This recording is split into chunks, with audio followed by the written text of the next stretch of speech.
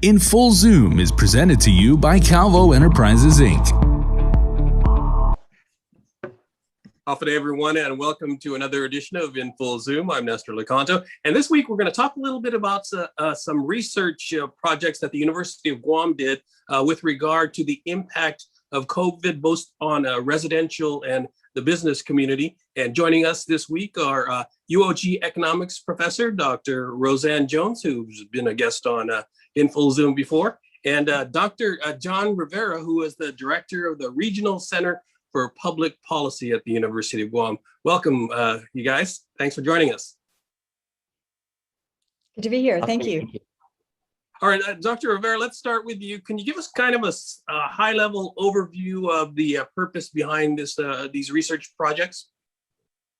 Sure. So what this is ongoing work here at the University of Guam School of Business and Public Administration in partnership with the Regional Center for Public Policy. And a lot of the business community that's out there, if you've heard me speak in other forums, we started to talk about this idea that this goes back to even the first lockdown, where there were people in the community that were kind of looking ahead and saying that this may not be as easy as just waiting it out. And so a group of people came together and decided to start to plan and try to do things for the community. They engaged the University of Guam leadership, which then ended up in my hands. But and throughout all of that, we've been trying to do our part, right, and bring the community together and try to figure out how we can help. And so when we approached the governor about this, the governor was very gracious, and a lot of the work that we were doing also, she was very supportive of, which we're very grateful for. And so the reports that you see today are part of that, right? Along the way throughout the last year or so, I've been talking about some of the other pieces, but this piece in particular, we're also very proud of, right? We engaged the expertise of Dr. Roseanne Jones, who's well known in this community, and other stakeholders such as MR&D. And we also got an opportunity to get students involved in this process, right? And get them to look at not only data, but look at what really is going on within our communities. And so all of that is kind of the outcome of what you see here today. And so we're very happy to put that information out there. We as things change, right? These will all be snapshots in time. And so as this information evolves and as we evolve with it, we're going to realize that some of these things are going to change, and they may not be on point later on. But I think that the important part here is that we start to benchmark and we start to get these pieces of information that will tell us where we were and hopefully guide some of the decisions to where we're going to go. Yeah, and I think that's one of the most important parts of it, is it does provide that benchmark. Dr. Jones, let's get into the weeds a little bit. As I mentioned earlier, there are kind of two studies that were conducted. One had to do with primarily the residential side, and the other primarily the business side. So let's start with the residential. Can you give us to start with some of the key highlights of that? Certainly. What we did with the residential and the business surveys were really in collaboration with the community. And we really are very grateful for the responses that we got from the households and the businesses of Guam. So they are a key partner in this. And what we decided to do early on was to do as other communities throughout the United States, and that was to survey those communities to find out, how's it going? What's the story that they have to tell? What's the impact?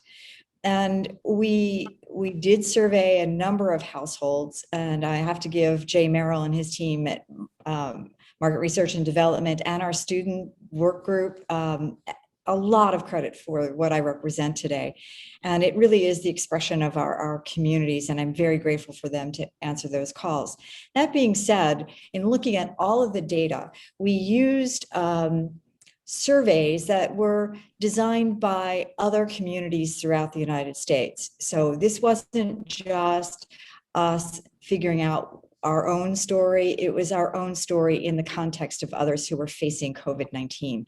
So that's an important story. So when we hear that women were especially affected by COVID-19, when we saw that the United States was announcing that in December, 140,000 new applications for unemployment, and all of them were from women. That fit with the data that we found, that women on Guam were affected most by COVID-19, and not necessarily by having the virus, but by the other kinds of impacts. And so I'd like to start with looking at who were most affected by COVID-19. Of all the data, I think that's the burning question that everyone had. Who had the most vulnerability to COVID-19? And so when we put together all of the data and cross-tabulated that against a question of, were you affected by COVID-19? And that question triggered on a few responses. One, that they had COVID-19 themselves or were caring for someone in their family who had COVID-19. Or they were caring for and providing education for their children at home because of COVID-19, who had lost their jobs because of COVID-19 or experienced a reduction in wages, hours. So those kinds of things were our key screening questions about who in our community, in our households, were affected by COVID-19. And when we got positive responses to that, we looked at what's their profile. Those that were most affected on that scale, what story can we tell? And so we have a portrait, and the most striking portrait of this was, in fact, that women were answering that question to a significantly greater degree than men. Not that men weren't affected, but the significant difference was that it was women. We also saw that when we looked at the age, they were under the age of 40. And what was their ethnicity? The ethnicity that was significantly different from all others was Chamorro. So when we put that together, we have this early portrait that it was Chamorro women under the age of 40 who were most impacted by COVID-19. In Full Zoom is presented to you by Calvo Enterprises, Inc. GU Self-Storage, conveniently located near the Harmon McDonald's. We offer affordable rates, online payments, and auto bill pay for your convenience. Plus gate access daily from 6 a.m. to 9 p.m. Call us today at 648-7867 for more information. In Full Zoom is presented to you by Calvo Enterprises, Inc. In terms of those qualifiers that I addressed earlier. And if I could insert real quickly here, why do you suppose that was the case? Is there an explanation for that? Well, I think when we look at some of the other factors, that will tell the rest of that story. I think that there is a dominant theme here about women being caregivers, that in the household decisions about who do we continue to send out into the workforce and work from outside of home and the needs of inside of home. I think we're seeing this pattern that women, by and large, not only in our own community, but in other communities throughout the United States, we saw that the response was made by women. Women stayed home. They were seen as the caregivers. They were often seen as not having the higher incomes. And so if you had to sacrifice one income, women's incomes sadly are still below others in households. And that's not true of all households, but I think that's why we're seeing that it was women under the age of 40, because they are the ones who are usually the caregivers with children and elderly family members.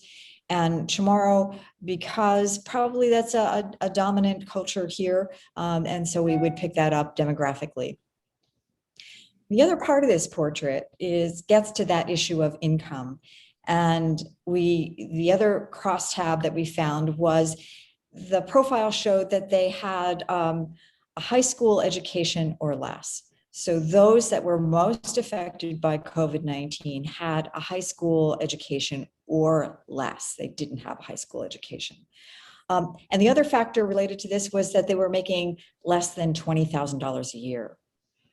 So you see this education income vulnerability, which I think, again, fits that portrait of women being maybe secondary income earners into the household, and that's why they're also more likely to, if you have to give up an income, the lower incomes would go first. The other thing that points to this is what was happening in those households. And one of the things that we saw with our survey was that there was a consolidation, that families that were able prior to COVID-19 to have members of the household living in other places outside of a singular residence, we saw that there was this moving back home, this coming together, returning to a larger household size. And our survey picked that up, that most of those folks who replied that they were affected by COVID-19 said that they were living in a single family detached home, or an apartment condo. But the critical thing here is there were 7 or more persons living in that household.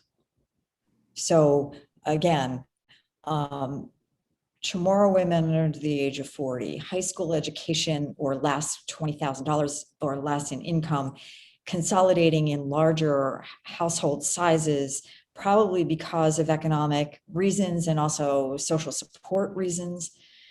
But here is the other thing. They reported spending 22 hours or more per week assisting children in public education with their online learning. So when you put that profile together, for me, those that were most affected by COVID-19 were also under stress, under household stress of having more folks living in communal residence, dealing with children and the care of those that needed education or needed health services, the stress that put on those households during that period of time. I should mention that, back to Dr. Rivera's point, these data, this story is aging.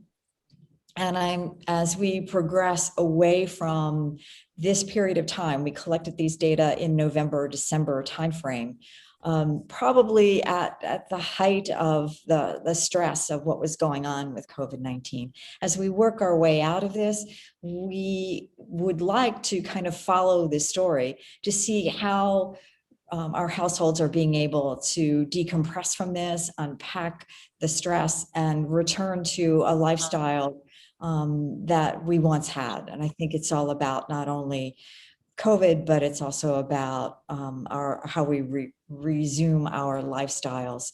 And with that will come much more economic vibrancy. Yeah. Before we switch into the business impact, let me switch back to Dr. Rivera. And if you could talk a little bit about what sort of important data, what is the most important data in your mind, and what use can you have for it and put on your hat as the Director of Public Policy? Well, I think it goes back to the intent of all of this, right? Which was to provide these benchmarks and help us make better types of decisions. As Dr. Jones was talking about this profile, we realized that the solution or getting out of this pandemic is not going to be as easy as flipping on a switch. And so you got to look at the different elements and really think that these elements are going to have to energize themselves almost at the same time. So we look at, and quick example, when you look at the profile of these women that were affected, it's not just a matter of getting them upskilled. It's not just a matter of finding them a job. It's also taking a look at whether or not their children are going to have the abilities to go back to school, because when they are at school, this is what allows them the abilities to go to work. And even if the services are available in the education, we've always known, and there's a bunch of us in the background that are concerned about this idea of community sentiment. Because if the community doesn't feel and they're not secure or confident that we are going to get out of this and that things are safe, then they're going to keep, for example, their children at home, regardless of whether the services are available. And so as we transition in and out of this online environment, we keep what's good about it, but we also return to some sense of normalcy. It's going to be a delicate balance, and trying to not only convince the community that things are working and that things are safe, but also that the services are there, right? And so it's not just about availability, it's about connecting the right people in the right places, but also connecting the sentiment that goes with it, and ensuring that that these decisions are made. And so to go back to your question, then, what and how these things can be used, that's really what we put it out there for, is that we hope that through these discussions, that we start to, get more community sentiment out there and talk going amongst the decision makers, and that we start to look not at just what's in front of us, but several steps down the line, right? We're now at a point where we have the ability, to breathe a little bit. And so as we do that, it's not just an emergency mode anymore, but it's a recovery mode. And that recovery mode really begs us to start to look a couple steps down the line and start to think about what can we do and how can we set that up. In Full Zoom is presented to you by Calvo Enterprises, Inc. GU Self-Storage, conveniently located near the Harmon McDonald's. We offer affordable rates, online payments, and auto bill pay for your convenience. Plus gate access daily from 6 a.m. to 9 p.m. Call us today at 648-7867 for more information. In Full Zoom is presented to you by Calvo Enterprises, Inc. Yeah. And Dr. Jones, if you could return to, again, your analysis of some of the key findings of the research or the surveys. For the households, yeah, I think we're now looking at also that we also surveyed for who had applied for unemployment assistance. And again, we found that more women applied for unemployment assistance. The profile of those who were doing better showed us that they were earning over $50,000 a year or more, and often worked for the government, either federal or local government. And so what we're seeing there is the stability that comes to us when you have jobs that are higher wage jobs, and also jobs that are affiliated with the kinds of businesses and entities that have more staying power, and we pick that up. So as we go forward and we think about, to follow what Dr. Rivera was saying, now one of the heads up is, how do we begin to grow back and build back our economy that in a way that becomes much more resilient? How can we, and I appreciate what you're doing, because it shares with the community the vulnerabilities. And if we know where the vulnerabilities are coming from, how can we shore up those vulnerabilities?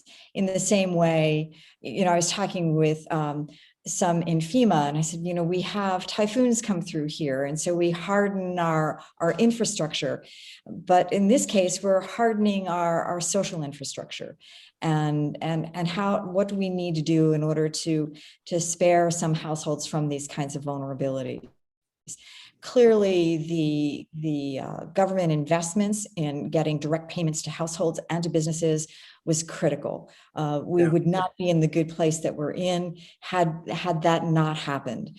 And now as we begin to go forward, I think the message is, how do we build back jobs that will diversify our economy, put greater incomes into our households, and get them to think about saving some of the money that they have acquired so that they have a reserve for these kinds of events whenever they may happen. So I think it was a grand wake-up call. And I think these data, and these are coming again from stories and reports of our community showing what happened to them. And so I follow the public policy of how can we help assure that we're ready for the next event, whenever that may be, and hopefully it's not for a very long time.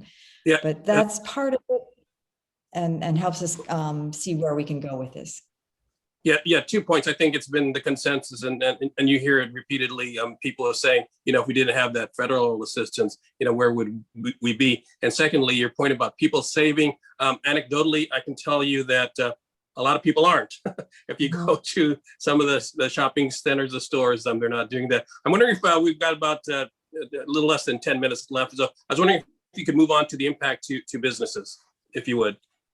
Certainly. Again, there's no surprise here that tourism businesses were most affected by COVID-19, and for those businesses that were involved with tourism, from retail to support services of all kinds for our tourism infrastructure, we saw, in this case, what we were looking at was our last economic census, which was about 2017. So we looked at the economic census of 2017, and we said, how are we doing then, and how are we doing now? And what we saw was that most of those businesses in the tourism sector were, their productive revenue was down about 66%. So no surprise that the business closures, some were permanent, but many more were temporary closures, and reductions in employment really came from that tourism sector. And so we're still struggling at this point with how to bring back the tourism enterprise. Now, the upside was that there was some business activity still going on. So who fared somewhat better? And those businesses that were in construction, we did see that they were off as well, but certainly not to the degree that the tourism sector was affected. And so one of the public policy issues was, we have a construction enterprise industry sector that has got great potential, contracts. How do we focus all eyes on construction? How do we get monies into the projects and employment and spinning up the construction enterprise? And so that was a good finding from our research, that they were positioned very well to move forward.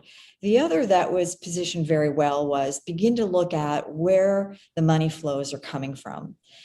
And so if the money flows were coming from our tourists, those flows weren't coming.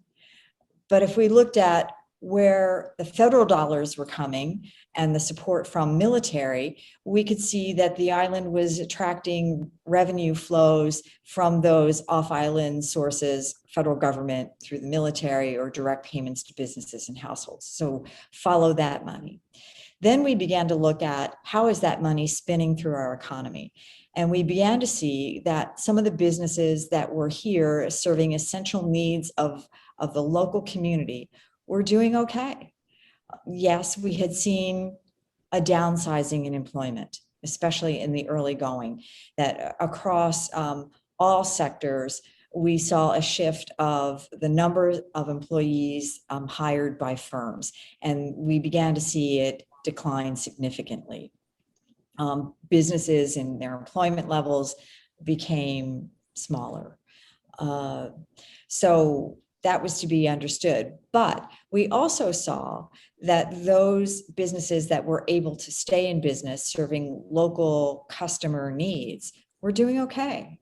And I think that is the story for the Build Back, is watching our local activity and the monies that are flowing here and kept here. They are doing quite well in subsidizing some of the Home Depot and Benson's and the home construction, the home services. Certainly technology improved greatly, spending for technology and technology support services. We did see in food and beverage and that the idea of using the drop-off and pickup services. And I think going forward, we're going to look at some of the findings that we saw from the business survey. One of the key findings was that they're not fully going to go back to business as it used to be, that they were incentivized to learn to use technology, to be much more flexible and adaptable to consumers and their preferences. And so they're beginning to see that there was a lot of very good things learned, painfully learned, but learned nonetheless, that they want to keep. And I think that's a bit of resiliency for our business community. So I think that we need to look at going forward. Sure, we'd love to have tourism return to its pre-pandemic levels. But in the interim, I begin to think about tourism for purpose. As the whole world is opening up right now, people do want to travel, but we will be competing with lots of other places that want tourists to come there. And so the message here is we do have travel, but it's travel for this purpose. And I think the first would be family reunification. That's a purposeful need to travel and be here. Government contracts, a purposeful need to be here. So I think those are some of the lessons that we saw. No surprise, just great documentation. And one of the greatest issues for our businesses that they were reporting that it was the uncertainty, the unknowing, that was hard to manage without good information and duration of how long this would go on. It was very hard for them to plan and manage. So I credit everyone who helped try to get best information out there to them as quickly and as reliably as possible so that they could help make good business decisions. But we'll be trying to monitor this going forward as well. In Full Zoom is presented to you by Calvo Enterprises, Inc. GU Self-Storage, conveniently located near the Harmon McDonald's. We offer affordable rates, online payments, and auto bill pay for your convenience. Plus gate access daily from 6 a.m. to 9 p.m. Call us today at 648-7867 for more information. In Full Zoom is presented to you by Calvo Enterprises, Inc. And I just wanted to wrap it up. We only got less than 2 minutes, Dr. Rivera, but what is your main takeaway? Do you see any fundamental shifts in the economy or the workforce as a result of the pandemic? As we look at this idea of pandemic resilience, recovery, and then the new things with regard to pandemic intelligence, Dr. Jones hit it on the head that we're looking at hardening our social structure, and I think part of that is coming back to the fold, right? In my mind, as we look at the possibilities that are forced upon us to look at what industries can come, pharmaceuticals, shipping, agriculture, aquaculture, all of the things that we were looking at, but we're forced to look at more deeply now. I think it's going to be a balance between that and also looking at how we can revive tourism, right? I think that some conversations almost make it seem like they come at the expense of the other, but I think that there's room for both, right? And I think that our recovery is going to need and dictate both. And our best foot forward is that, just this morning, I was seeing the letter from the TECO office, the Taiwan office, about them supporting Guam and our economic recovery.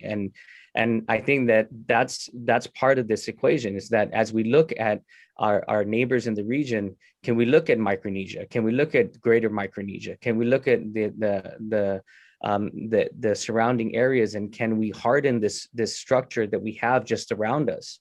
And can we create this network that really allows us that if the world shuts down, that at least there's a little piece, of this side of the world that we can rely upon and harden some of that. And I think moving forward, putting all of that into play, which is going to be easier said than done, is going to be our road, back. All right. Thank you. That's fascinating stuff. Dr. John Rivera, the director of the Center for Public Policy at the University of Guam, and our frequent guest, Dr. Roseanne Jones, is an economics professor at the university. Thank you both for joining us this week. I'm Nestor Licanto. We'll see you again next week on In Full Zoom. In Full Zoom is presented to you by Calvo Enterprises, Inc.